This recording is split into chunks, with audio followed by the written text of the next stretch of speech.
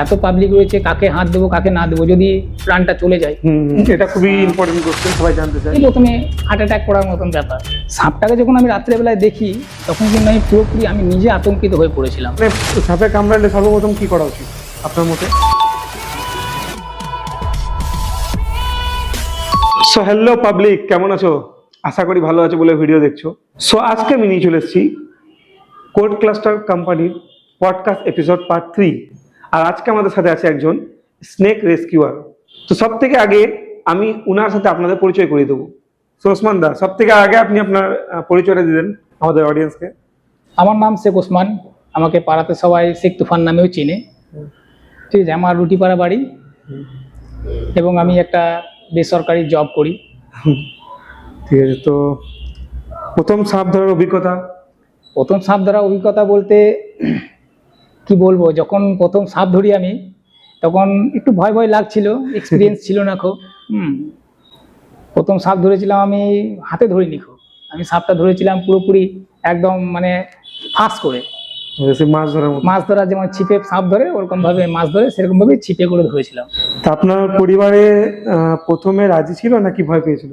দেখুন, সাপ একটা কাল জিনিস, সাপ মানে আতঙ্ক।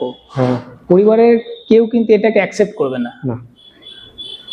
প্রথমেও ধরুন আমাকে মানা করেছে, এখনো মানা করে, কিন্তু আমার শখ বলে আমি এটাকে অ্যাভয়েড করতে পারছি না বা ছাড়তে পারছি না। আচ্ছা, এবারে কিছু মূল প্রশ্নের দিকে আমরা এগিয়ে যাব। কোন সাপের বিষ সবচেয়ে খারাপ? সাপের বিষ খারাপ বলতে গেলে আমি বলবো তো একটাই, যেমন ভাইপার জাতীয় যত সাপ আছে ওদের সাপ কিন্তু খুব মানে বিষ খুব মারাত্মক। এদের মধ্যে হিমোটক্সিন বিষ থাকে, এই ভেনমের নাম হচ্ছে হিমোটক্সিন।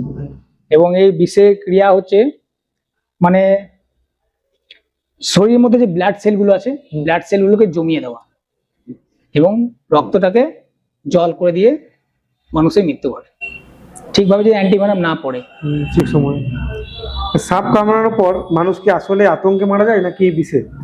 দেখুন, বিষধর সাপ যদি কামড়ায় আর যদি ঠিক মতো যদি চিকিৎসা না হয় তাহলে তো বিষেই মারা যাবে। আর বিষধর মানে যারা নন ভেনমের স্নেক যদি কামড়ে দেয় আর মানুষ যদি ভয় পেয়ে যায়, অনেক মানুষ কিন্তু শোনা গেছে যে বিষধর সাপে কামড়ায়নি তবুও মারা গেছে। কি করে মারা গেছে? কারণ হচ্ছে যে সে ভয়ে হার্ট অ্যাটাক করে ফেলেছে।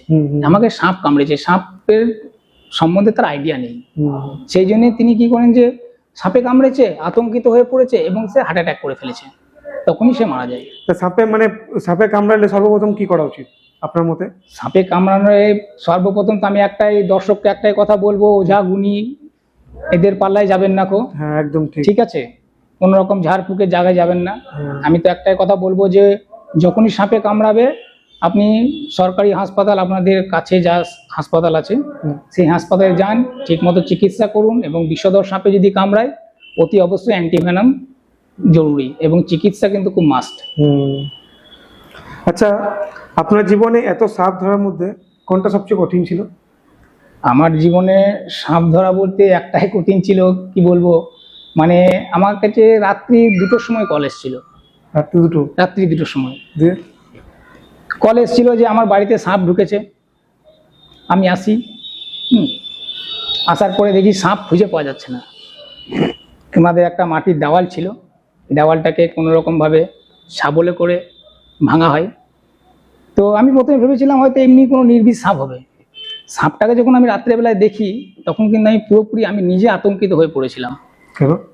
যেহেতু ওটা আমাদের এশিয়ার মধ্যে সব থেকে ভেনামাস স্নেক ছিল, এশিয়ার মধ্যে ভেনামাস স্নেক, যার নাম হচ্ছে কমন ক্র্যাক, যাকে আমরা বাংলায় ডোমনা চিতি বলে চিনি। শুনেছি।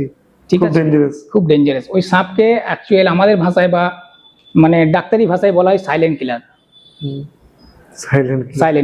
মানে এই মৃত্যুটা এমন ভাবে হবে মানে পেশেন্ট বুঝতেই পারবে না যে সাপে আমাকে কামড়েছে, ওর কোনো রকম সিমটম থাকবে না, মনে হবে যে পিঁপড়েতে কামড়েছে। আচ্ছা, তো এই সাপে কামড়ালে কি করা উচিত? এই সাপে কামড়ালে অবশ্যই হাসপাতালে গিয়ে অ্যান্টিভেনম নেওয়া উচিত, চিকিৎসা ঠিক মতো করতে হবে এবং সিমটম গুলো কি কি হবে আমি তবুও বলে দিচ্ছি দর্শকদেরকে, যাদের সুবিধা হবে জানতে, শুনতে, বুঝতে। দেখুন, কমন ক্রেট সাপে যদি কামড়ায়, শরীরের যে অঙ্গগুলো আছে, গিঁটগুলো, হাতের পায়ের যে গিঁটগুলো আছে, এগুলোতে ব্যথা করবে, পেটে ব্যথা হবে, চোখের পলক সঙ্গে সঙ্গে না, আস্তে আস্তে, ওই জন্য বলে সাইলেন্ট কিলার। আস্তে আস্তে এর বিষ কিন্তু তীব্র, মানে অ্যাটাক সঙ্গে সঙ্গে করবে না, ধীরে ধীরে ধীরে ধীরে ধীরে ধীরে অ্যাটাক করবে। কিরকম অ্যাটাক করবে? সাপটা কামড়ালো, সাপটা কামড়ানোর পরে আপনাকে মনে হবে পেটে ব্যথা করছে, পায়খানা বেগ, পায়খানা বেগ লাগবে, চোখের পলক খুলতে পারবেন না আপনি, চোখের পলক মনে হবে ঘুম লাগছে, ঘুমন্ত ভাব। তারপরে পায়ে হাতে গিটে গিটে ব্যথা করবে, বমি হবে, মনে হবে ডায়রিয়া হয়ে গেছে। অ্যাকচুয়ালি ওটা ডায়রিয়া না, সাপের বিষটা আস্তে আস্তে শরীরে ছড়াচ্ছে। এই সিমটমগুলো লক্ষ্য করে আপনাকে হসপিটাল যেতে হবে এবং হসপিটালে বলতে হবে যে আমাকে স্নেক বাইট করেছে। আর এই সাপ সবসময়, বেশিরভাগই সময় রাত্রেবেলাতেই কামড়ায়, কারণ ওরা নিশাচর প্রাণী। মানুষের কি বলবো, বিছানাতে এসে শরীরের যে গরমটা থাকে, সেই গরমটা ওনাদের খুব পছন্দ, যেহেতু সাপ ঠান্ডা ব্লাডের, কোল্ড ব্লাডেড। আচ্ছা ওসমান দা, আপনি সাপ ধরা ছাড়া আর কি করেন, মানে কাজ, প্রফেশন? আমার প্রফেশন বলতে আমি একটা ব্যাংকে বেসরকারি আন্ডারে জব করি, ছোটখাটো একটা জব করি।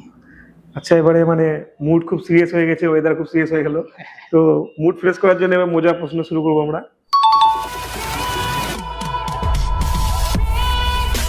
তো সাপ ধরতে ধরতে কখনো কি নিজে দৌড়ে পালিয়েছেন?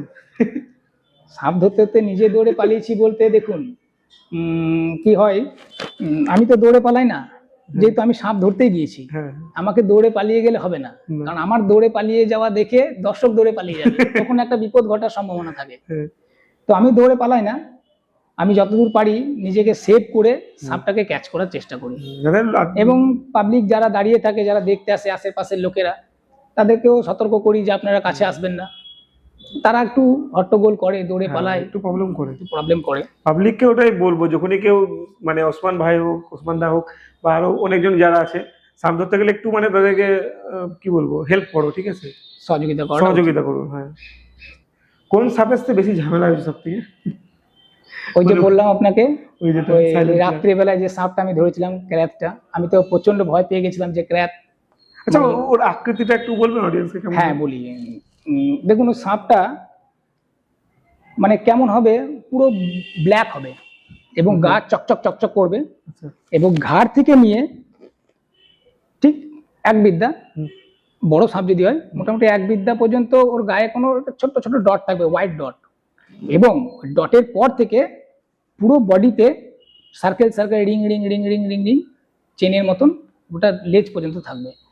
এই সাপটা কিন্তু দর্শককে আমি বলবো, এই সাপটা দেখতে পেলে আপনারা একদম সাবধান থাকবেন, এবং এই সাপ যদি বাইট করে আর যদি ট্রিটমেন্ট না হয়, মানে নির্ঘাত মৃত্যু নিশ্চিত। সঙ্গে মানে সাপ কামড়ানো বা সাপ দেখতে পেয়ে যদি কোনো জায়গায় জ্বালা টলা তো হয় না, কোনো রকম যদি নিশানি পাওয়া যায়, চিহ্ন পাওয়া যায় যে এখানে আমার একটা খোঁচা লেগেছে বা একটা কিছুতে কামড়েছে, আর ওই সাপকে দেখা যদি পায়, তো সঙ্গে হাসপাতালে যাওয়াটাই বেটার হবে। সামনে যেখানে হাসপাতাল থাকবে, চিকিৎসা কেন্দ্র থাকবে, সঙ্গে যাও। সাপ ধরতে গিয়ে কি কখনো পাড়ার লোকে আপনাকে জাদুঘর বা ওঝা হয়েছে? লুক দেখে মনে হবে না। এটা আপনি খুব সুন্দর কোশ্চেন করেছেন ভাই।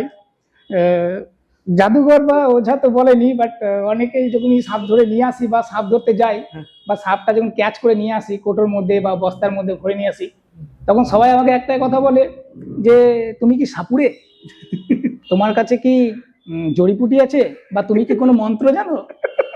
তো সত্যি বলছি, দর্শক বৃন্দদেরকে বলবো আমি, আমার খুব মানে আশ্চর্য লাগে যে এখনো পর্যন্ত এখনকার মানে এত আপডেট, মানে অ্যাডভান্স হয়ে গেছে যুগ, তবুও মানুষ এখনো জড়িপুটি বা ঝাড়ফুঁকের কোনো পর্যন্ত কালচার বা বিশ্বাসের মধ্যে আছে।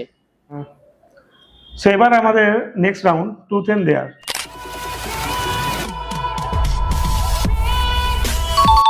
কখনো কি বাইরে সাহস দেখালেও ভিতর ভয় পেয়েছেন? কোনো সময় সাপ ধরতে গিয়ে, ধরুন যেমন একটা কোবরা ধরতে গিয়েছিলাম, তো বাড়ির মধ্যে অনেক লোকজন ছিল, তো নিজে ভয় খাইনি, আমার ভয় লাগছিল একটা জিনিস, যে একটা ছোট্ট রুমের মধ্যে আমি একটা কোবরা ধরছি, ঠিক আছে, তো ভিডিওটা দেখেছি আমি, কোবরা ধরছি। তো কিছু মানুষ হয় যে সাপ চেনে না, তারা হয়তো অনেক কথা বলে, এটা দানার সাপ, এটা বিষ নেই, এটা এই সাপ ওই সাপ, বাট আমি তো যতটুকু স্টাডি করি কিন্তু সাপ ধরি। সাপ সম্বন্ধে না জানলে সাপ ধরা অসম্ভব। তো ভয় পেয়েছিলাম বলতে আমার ভয় লেগেছিল একটাই জিনিস, যে এই মানুষ হট্টগোল করছে আর করছে, পায়ের আওয়াজ টাওয়াজ শুনে যদি সাপ ব্যাকে এসে যদি তাড়া করে বা কিছু করে, মানে আমার তো ক্ষতি, আমি তো নিজে সেভ করবো নিজেকে, হ্যাঁ, মানে পাবলিকের কোনো ক্ষতি না হয়ে যায়, এটাই আমার ভয় লেগেছিল। বা সাপ ধরতে গিয়ে মানে আমার নিজস্ব কোনো ভয় আজ পর্যন্ত এখনো লাগেনি। আচ্ছা, কোনোবারও সাপ ধরতে গিয়ে সাপ না পেয়ে ফাঁকা বাক্স দেখিয়ে বলেছেন যে ধরে নিয়েছি? অবশ্যই অবশ্যই। যখন পাড়াতে কোনো সাপ ধরতে গিয়েছি এবং সাপটা পালিয়ে গেছে, ঠিক আছে, এবারে দোষ বন্ধুরা অনেকজন আড্ডা টাড্ডা মারে, ঠিক আছে, তাদের সঙ্গে বদমাশি করার জন্য হয়তো সেই কোটোটাকে, তার মানে সাপ নেই অবশ্য, কোটোটাকে তাদের কাছে ফেলে দিয়েছি, তাদের সাপ ধরে নিয়ে এলাম। সেই দৃশ্যটা দেখার মতন থাকে। মাঝে মাঝে আমি এরকম করেছি, মানে মাথার মধ্যে একটু বদমাশি বুদ্ধিও থাকতো, ইয়ার্কি ফাজিলামি করার জন্য বন্ধুদের সঙ্গে করেছি এরকম। আচ্ছা, একটা সিরিয়াস নোটস, মানে যাতে হয়তো এই ভিডিওটা অনেকজন দেখবে যারা অ্যানিমেল রেস্কিউ করে, হয়তো অবশ্যই তাদেরকে, মানে আপনি সাপগুলোকে কি করেন ধরার পর সেটা বলে দিলে মানে তারা আপনার প্রতি ক্লিয়ার থাকবে, একটু ওটা আপনার জন্য বলে দেন। অবশ্যই আমি সাপ রেস্কিউ করি একটাই কারণে, সাপ মানে আতঙ্ক, এবং সাপ দেখে সেই সাপটাকে 90% লোক মেরে দেওয়ার চেষ্টা করে। 90% লোক সাপটাকে যত তাড়াতাড়ি পারবো মেরে দেবো, যেহেতু সাপ মানে কাল। তো আমি তাড়াহুড়ো করে ওই জন্যই যাই যে একটা মানে জীবন, একটা সাপ পৃথিবীর ভারসাম্য বজায় করার জন্য অত্যন্ত জরুরি। সেই সাপটাকে বাঁচানোর জন্যই কিন্তু আমি যাই, এবং সেই সাপটাকে রেস্কিউ করে আমি কিন্তু তাকে তার নিরাপদ স্থানে কিন্তু আমি সাপটাকে ছেড়ে দিই, যাতে ও আবার পুনর্বাসন করে নতুন করে জীবন ফিরে পায়। সবারই থাকার জায়গা হয়, মানুষের থাকার জায়গা, এখানে সাপের যেখানে থাকা যাবে সেখানে ঠিক ছেড়ে দেয়। একটা সাপ কিন্তু সত্যি কথা বলতে, মানে এনভায়রনমেন্ট নিয়ে কেউ যদি কালচার করে তো বুঝতে পারবে, প্রত্যেকটা পৃথিবীতে যত প্রাণী আছে সব কিন্তু একের পর একে নির্ভরশীল। আচ্ছা, এরপর একটা ডেয়ার দিচ্ছি, ঠিক আছে, মানে জাস্ট বলতে হবে যে, আর সত্যি কথাই বলতে হবে, আপনার জীবনে কে সাপ? হয় না সবার জীবনে, আমাদের জীবনে তো আমাদের এক্সরা, দাদা তো সিনিয়র, তো আপনার জীবনে কে? দেখুন, আমি এখনো পর্যন্ত, আমি এত বড় হয়ে গেছি, আমার জীবনে কিন্তু আমার বাবা, আমি এখনো পর্যন্ত আমার বাবাকে আমি প্রচন্ড ভয় করি, এবং তাকে আমি পুরো মানে একদম কিং কোবরা টাইপের, মানে যা বলে, আমি বাবা কিন্তু প্রচন্ড ভয় করি এখনো পর্যন্ত। জীবনে সাপ, ঠিক আছে। ট্রুথ এন্ড ডেয়ার রাউন্ড শেষ হয়ে গেছে, এবারে আমরা আসবো র্যাপিড ফায়ার।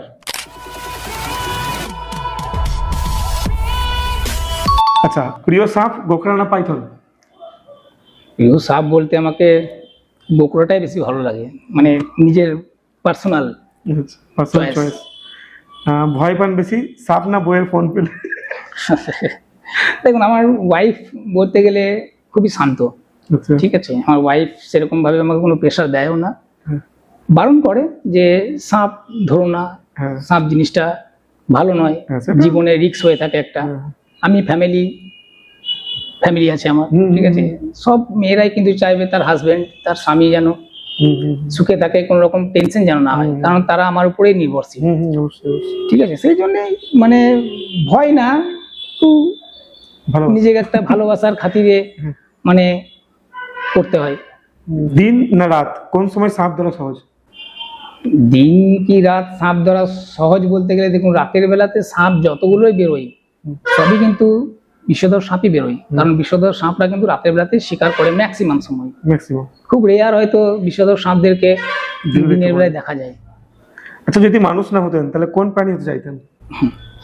যদি মানুষ না হতাম, যে কোনো অ্যানিমেল তো অবশ্যই, আমি তো বলবো যে আমি যদি মানুষ না হতাম পাখি হয়ে ঘুরে বেড়াতাম আজাদ ভাবে, এটা সবাই চায়, ঠিক আছে, কিন্তু আল্লাহ তাআলা ভগবান যেরকম ভাবে সৃষ্টি করেছে গড়েছে, আমি সেটা নিয়ে অনেক খুশি।